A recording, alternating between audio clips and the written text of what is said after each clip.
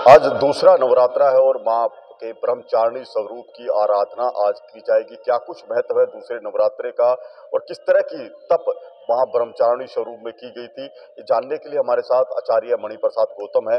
आचार्य जी, आज दूसरा नवरात्रा है तो क्या कुछ महत्व दूसरे नवरात्रे का और क्या कुछ महत्व इस स्वरूप का और क्या संदेश माँ इस स्वरूप के माध्यम से दे रही है?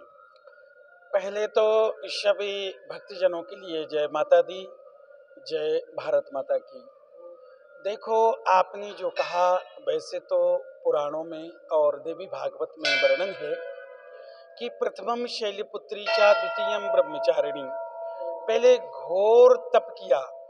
वैसे संसार में जितने भी प्राणी हैं उनको कर्म रूपी तप करना पड़ता है और साधना रूपी तप भी करना पड़ता है, क्योंकि हम जितना तपेंगे उतनी ही चमकेंगे, तो उतने ही जो भी इच्छा होगी वो मिलेगा। इसमें कोई संशय नहीं है। सफलता की शिखर पर, उच्चतम शिखर पर पहुंच सकते हैं। तो आज ब्रह्मचारिणी जी की पूजन अर्चन बंदन होती है। आज शक्ति अर्जित होती है, अर्थात माँ परम्बा जगदम्बा जगत जननी, उनका श्वेत वस्त्र होता है। इसका मतलब है निर्मल मन जन।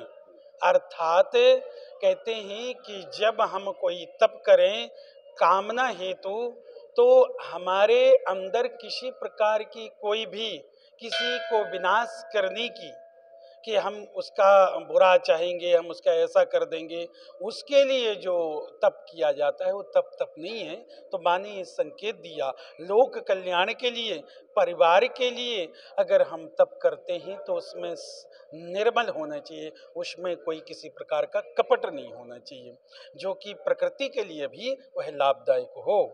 तो माँ परम्बा जगदम्बा श्री ब्रह्मचारिणी की अर्चन बंदन पूजन हम सभी लोग करते हैं। श्वेत वस्त्र, अर्थात श्वेत जैसे गाय के दूध की बनी हुई कोई भी मिष्ठान है वह माँ को प्रिय है और माँ जो है उसको अर्पण करती हैं। शो की सीधी एक ही बात है। इसका तात्पर्य ये है कि तप करके फिर शक्ति प्राप्त करना आज, और फिर इसके बाद उस शक्ति का सदुपयोग करना, ये माँ ने बताया। अब जैसे दूसरा दिन है, स्वरूप अलग है माँ का, तो क्या पूजा विधान कुछ बदल जाते हैं आज के लिए? मैंने आपको पहले ही बताया कि पूजन तो वही चलता है। षोडशोपचार का पूजन होता है, एक राजोपचार का होता है, एक पंचोपचार का होता है, एक सर्वोपचार का होता है। जो तुम्हारे पास सामग्री है वह अर्पण कर दो। एक राजोपचार है, उसको राजा के स्थान से, जैसे राजा महाराजा करते थे वैसा पूजन करो। एक होता है षोडशोपचार, 16 चीजों से पूजन करो। एक होता है पंचोपचार, 5 चीजों से पूजन करो। या फिर आ जाता है सर्वोपचार, जो आपके पास है वही माँ को अर्पण कर दो। माँ पूजन वही चलता है, बस निवेदन अर्थात नैवेद्य जो हम निवेदन करते हैं उसका परिवर्तन हो जाता है। नैवेद्य का मतलब होता है प्रसाद, भोग। और आज भोग माँ के जो है, जो माँ को लगेगा वह गाय के दुग्ध से या सफेद जो है जैसे अपनी बर्फी है इत्यादि, ये माँ को अर्पण होता है। तो बात देवी मंदिर की जाए तो क्या कुछ महत्ता जो है, जो माँ का स्वरूप जहाँ पर विद्यमान है उसकी है, और लोगों में खासकर जो श्रद्धालु यहाँ पर पहुँचते हैं उनके बीच में क्या मान्यता है मंदिर को?